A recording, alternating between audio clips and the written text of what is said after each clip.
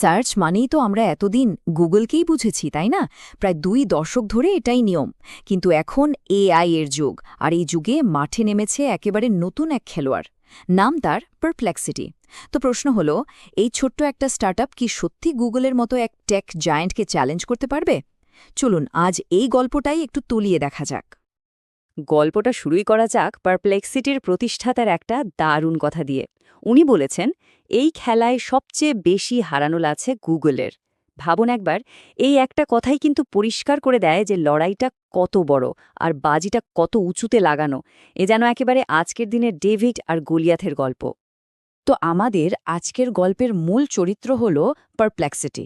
একে কিন্তু ঠিক সার্চ ইঞ্জিন বলা হচ্ছে না, বলা হচ্ছে উত্তর ইঞ্জিন বা আনসার ইঞ্জিন। কিন্তু এই উত্তর ইঞ্জিন জিনিসটা ঠিক কি, আর এটা গুগলের থেকে কিভাবে আলাদা? চলুন দেখি। দেখুন, পার্থক্যটা এখানেই। গুগলকে কিছু জিজ্ঞেস করলে ও আপনাকে 10টা লিঙ্ক ধরিয়ে দেয়, তাই না? তারপর আপনাকে সেই লিঙ্কগুলোতে ঢুকে উত্তর খুঁজে নিতে হয়। কিন্তু পারপ্লেক্সিটি ঠিক তার উল্টোটা করে। ও সরাসরি আপনাকে উত্তরটাই গুছিয়ে বলে দেয়। আর সবচেয়ে বড় কথা হলো, উত্তরটা কোন কোন ওয়েবসাইট থেকে নেওয়া হয়েছে সেই সোর্সগুলো উল্লেখ করে দেয়। আর জানেন, ওদের পারপ্লেক্সিটি নামটার পেছনেও একটা মজার গল্প আছে। এটা আসলে এআই এর দুনিয়ার একটা বেশ টেকনিক্যাল শব্দ, যা দিয়ে মাপা হয় একটা মডেল কোনো বিষয় কতটা ভালো বুঝেছে। একদম গিকি ব্যাপার, তাই না? আর সবচেয়ে অবাক করা বিষয় হলো, এই নামের ডোমেইনটা কেনা হয়েছিল মাত্র $120।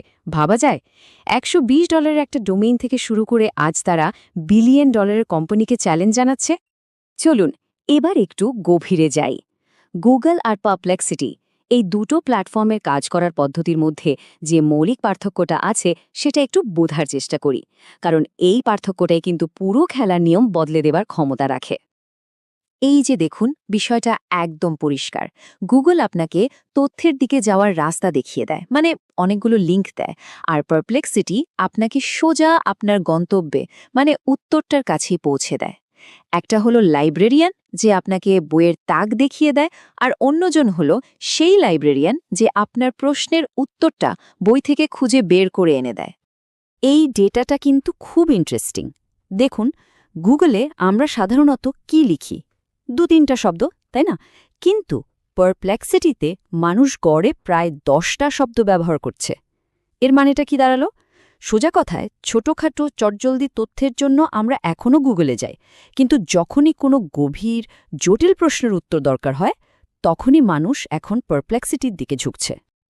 তার মানে দুটো প্ল্যাটফর্মের ব্যবহারের জায়গাটা কিন্তু আলাদা হয়ে যাচ্ছে।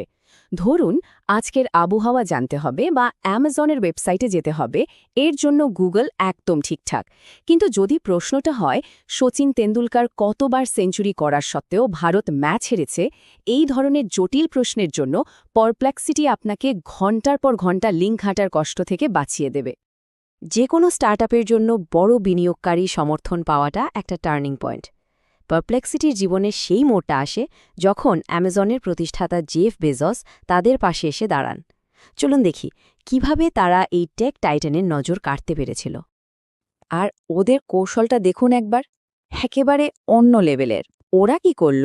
সোজা জেফ বেজোসের ভয়েস ব্যবহার করে একটা পার্সোনালাইজড ডেমো বানিয়ে ফেলল। মানে ডেমোটাতে এমনভাবে দেখানো হলো যেন বেজোস নিজেই এআই এর সাথে কথা বলছেন। এটা এমন একটা চমক ছিল যে শোনা যায় বেজোস প্রায় সঙ্গে সঙ্গে বিনিয়োগ করতে রাজি হয়ে যান।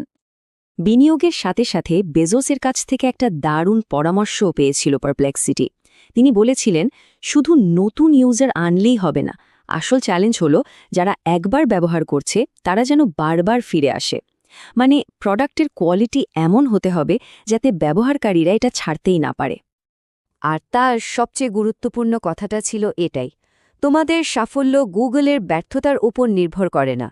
বেজোস আসলে বোঝাতে চেয়েছিলেন, গুগলকে হারাবো এই চিন্তাটা মাথা থেকে বের করে দাও, তার বদলে এমন একটা অসাধারণ প্রোডাক্ট বানাও যা নিজের গুণে সফল হবে, মানুষ অন্য কোনো বিকল্পের কথা ভাববেই না।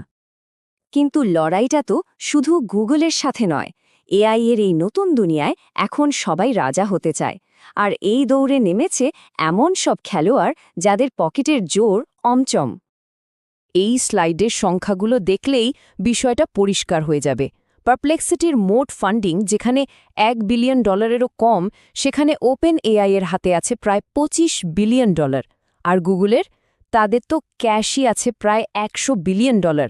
এই অসম লড়াইয়ে পারপ্লেক্সিটি কোথায় দাঁড়িয়ে আছে ভাবুন একবার। শুধু টাকার অঙ্কই নয়, খেলোয়াড়দের তালিকাটাও দেখুন। গুগল তার জেমিনাই নিয়ে তৈরি, ওপেন এআই এর আছে চ্যাটজিপিটি, মাইক্রোসফট তার কো-পাইলট নিয়ে নেমেছে, মেটা আছে, এমনকি ইলন মাস্কের এক্সএআইও এই দৌড়ে সামিল। মানে লড়াইটা চতুর্মুখী। তাহলে প্রশ্নটা হলো, এত সব দানবীয় প্রতিযোগিতার ভিড়ে পারপ্লেক্সিটির মতো একটা ছোট কোম্পানির জন্য সাফল্যের আসল মানেটা কি? তারা কি আদৌ জিততে পারবে? চলুন এবার তাদের জেতার কৌশলটা জেনে নেওয়া যাক। এই প্রশ্নটাই পারপ্লেক্সিটি প্রতিষ্ঠাতার মাথায় ঘুরছিল। গুগলকে হারানো মানে কি তার সব ব্যবহারকারীকে কেড়ে নেওয়া, নাকি এর অন্য কোনো অর্থ আছে? তিনি জয়ের জন্য এক নতুন সংজ্ঞা তৈরি করেছেন। তাদের লক্ষ্যটা কিন্তু বাজারের 90% দখল করা নয়। তাদের আসল লক্ষ্য হল অভ্যাস বদলে দেওয়া। তারা চায় আজকের যে তরুণ প্রজন্ম বড় হচ্ছে, তারা যেন তথ্য খোঁজার জন্য প্রথম পছন্দ হিসাবে পারপ্লেক্সিটিকেই বেছে নেয়। ঠিক যেমন আমাদের আগের প্রজন্মের কাছে সার্চ মানেই ছিল গুগল। আর এটাই হলো সাফল্যের আসল মাপকাঠি।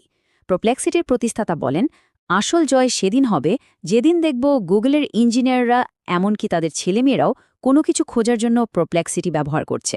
কেন? কারণ ওটা একটা ভালো প্রোডাক্ট, এর চেয়ে ভালো বিকল্প আর নেই।